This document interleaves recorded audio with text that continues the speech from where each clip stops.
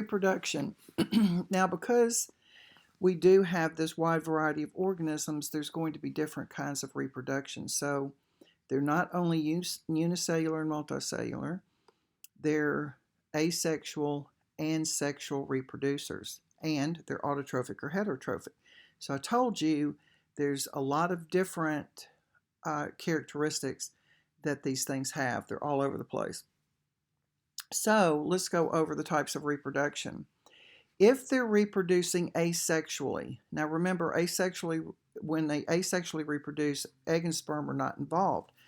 So the first type is called binary fission. This is the way that bacteria reproduce. Binary means two, and fission means to split. So binary fission is where you have a single cell protist and they just split into two different cells. Secondly, we have multiple fission. Now, multiple fission means to split, but multiple is going to be that it not just two offspring, but it's going to split into multiple offspring. So it's a different form of fission than we've talked about, and there's going to be a certain subset of protists that undergo this type of reproduction.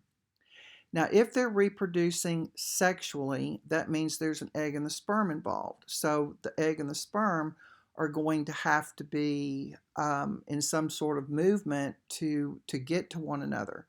Now, in sexual reproduction, there is no male and female. What they do is they consider them to be opposite mating types. So a lot of times with one, you will see a positive sign, and with the other, you will see a negative sign. And that indicates that the positive sign and the negative sign join, and that's the type of designation they give it instead of male and female. We don't actually see male and female entities until we get to plants. So, and it'll be the same way with fungus when we talk about fungus.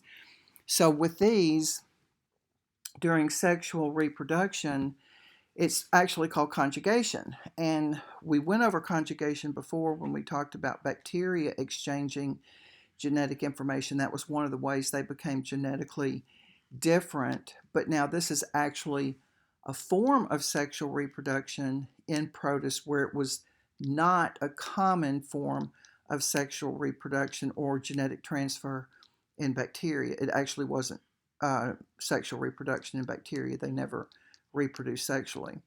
But in this type of reproduction, you have the two individuals, the positive and the negative, join. And when they do, there's a very tiny second nucleus. I'm going to probably have a picture up here in the next days that shows you that. But they have a nucleus, and then they have a tiny little nucleus called a micronucleus. And when they conjugate, they join, and there is some genetic information stored in that secondary nucleus, and the secondary nucleus will produce, they will join, and then they will produce the offspring. Because it is sexual reproduction, the offspring are going to be genetically different. They're not going to be identical to the parent like we've seen before.